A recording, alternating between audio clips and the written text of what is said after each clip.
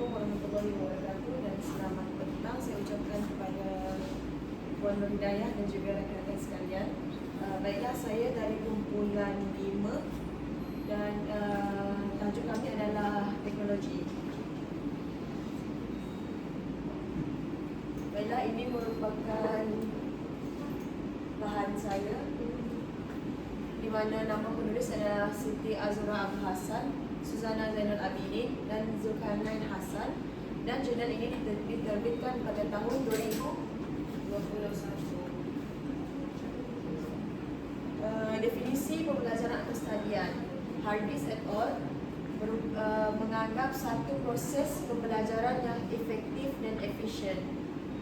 Hui Yong Tai 2015, pembelajaran dalam talian adalah lebih terbuka dan masa belajar yang diperuntukkan untuk belajar juga lebih lancar dan fleksibel.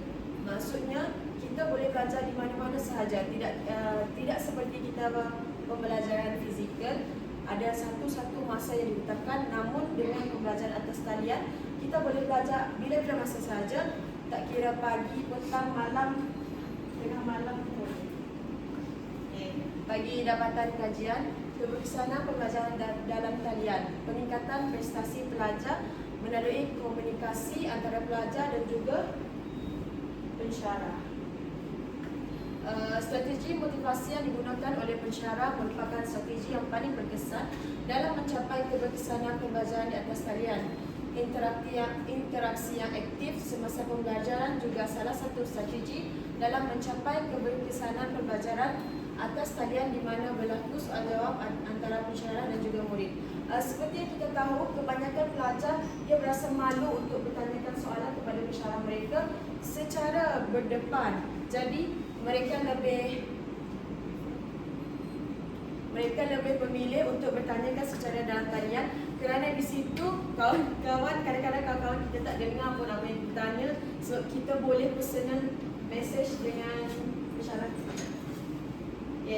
Namun dia tetap ada halangan dia. Yang pertama, akses internet yang tidak stabil menjadikan pelajar sukar untuk mengikuti kelas secara langsung, memuat turun bahan atau menghantar tugasan yang diberikan oleh pensyarah. Halangan yang kedua, pelajar kekurangan alat peranti seperti komputer riba atau tablet. Setengah tugasan memerlukan penggunaan perisian tertentu yang memerlukan komputer riba menjadi kesukaran kepada pelajar. Kesimpulan, pembelajaran dan pengajaran dalam talian merupakan satu alternatif yang dapat membantu para pendidik untuk melaksanakan proses pembelajaran. Tahap keberkesanan yang tinggi menunjukkan bahawa pembelajaran dan pengajaran dalam talian menyediakan peluang kepada generasi baru dengan aktiviti pembelajaran dan komunikasi yang baik tanpa mengambil kira faktor masa dan tempat. Okey, itu sahaja daripada saya. Sesi soal jawab. Ada soalan? Bagaimanakah teknologi membantu meningkatkan komunikasi antara guru dengan murid? Okey, terima kasih atas soalan ini, saudari.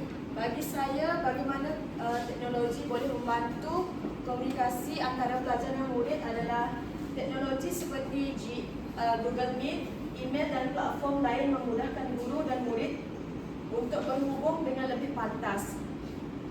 Murid berasa lebih mudah untuk mengemukakan soalan dan menerima penjelasan dengan baik, tak kira di mana dan masa. Okey, boleh? Boleh. Okey, itu saja daripada saya.